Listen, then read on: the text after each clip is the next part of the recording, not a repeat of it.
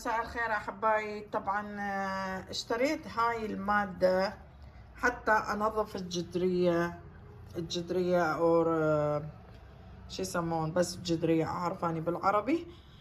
انظفها كله يجي من يصير تقع او يصير لونها غامقة.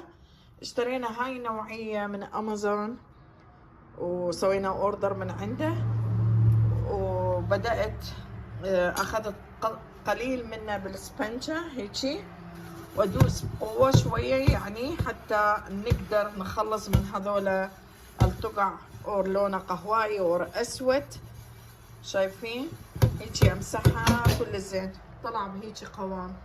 شايفين طلع بهيجي قوام.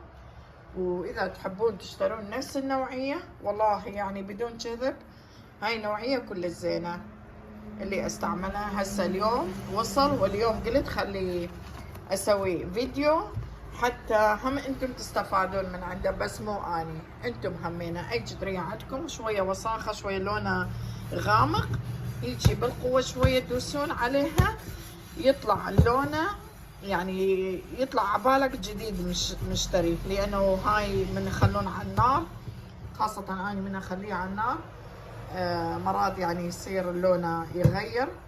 فالمهم أنا قلت لكم يعني هاي النوعية كل زينة حتى تشترون من عندها، وهذا هو الطلع النهائي. تحياتي لكم حتى انتم تستفادون، مو بس أنا استفاد.